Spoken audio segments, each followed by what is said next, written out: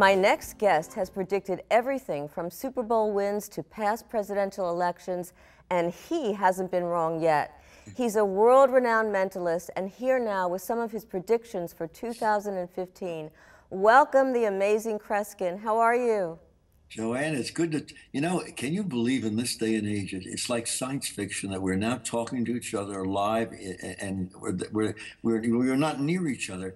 It's remarkable how our world has changed. I think the sad thing, and I think you probably sense this as well, the sad thing is that I don't have one of the machines in front of me we put to our ears, that people are spending an awful lot of time not talking to individuals, but talking through a machine of some kind. Probably and we are too becoming much socially time. dysfunctional. Right, too much. They're spending too much time, and there's a lot going on in the brain, they say, with all of these little machines that we're using. That's interesting you mentioned that, you know, only because you brought this up. And Okay. I had a special event last Monday, a birthday and so forth, and I mentioned that it was my decision, but I'm now involved with something called R, like the name Randy, R2L, and it's a mere strip that goes over our cell phones that cuts down the radiation by 70%.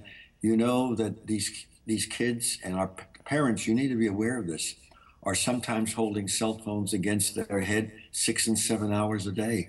Too close, and it's really doing some damage. Yes, it is. Right. You and I were talking, and you were talking about some of the predictions for 2015, and I hope they're not all doom and gloom. But you did want to tell us something about the war on terrorism, especially after what's been going on with Paris. It's something I've discussed on a number of shows lately. I've talked about this for 2 or 3 years, and I want to tell you, and I say this to you parents as well, we are unfortunately in this country no longer studying history. History isn't even taught substantially in high schools and grade schools, and as people know about the survey, 4 different surveys did it. I thought it was a silly thing from the Tonight Show, but about a fourth or a third of teenagers do not know who our first president was. As far as this war of terrorism, how long it's going to last, I am absolutely certain, and I hope I'm wrong because I'm not a doomsday person. I don't think anyone will be alive today.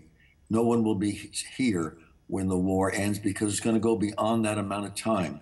And before anybody gets excited, upset, and says, Kreskin, what are you, a negative person? Hell no. But the bottom line is most religious wars in history, they're the longest wars in recorded history. Wow. You were talking about children right. Can I interrupt for a moment? Go ahead. You got to find this interesting. Now, we're not going back to the 1920s, the 1800s and so forth, when people were going to mediums and spirit mediums and so forth. I'm not knocking spirit mediums. I do not have any evidence that people have talked to the dead, but there's always been interest. And we think of the days of Houdini when he was investigating these spirit mediums. We're going to see in the next year and a half a tremendous upsurge of interest with the average person attending mediums in the thousands. You think it was a lot in Houdini's time? No. It's going to be multiple, not because of all the reality shows that go to these houses where things are supposed to happen. I'm talking about people themselves going. But the truth of the matter is, it happened before the Civil War, before World War I, and World War II. It is always a setting of interest that seems to take place before great churnings in a society.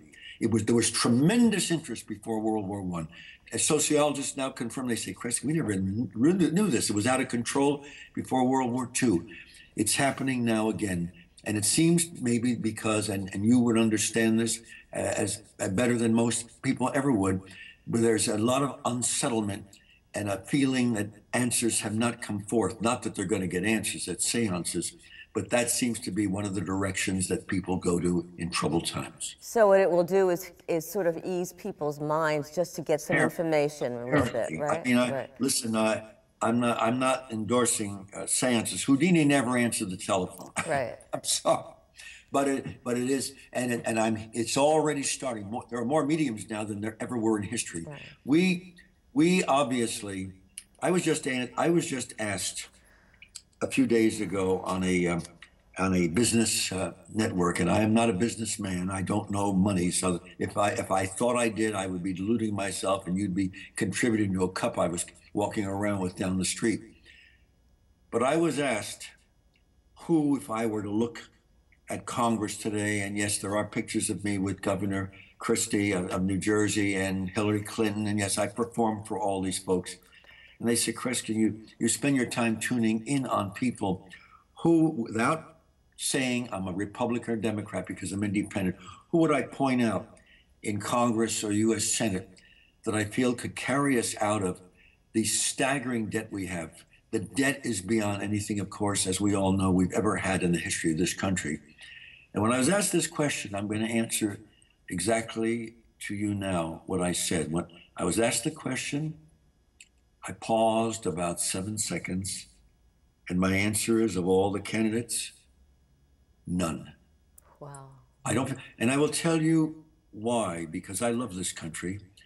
And you read our founding fathers, politics was never meant to be a job.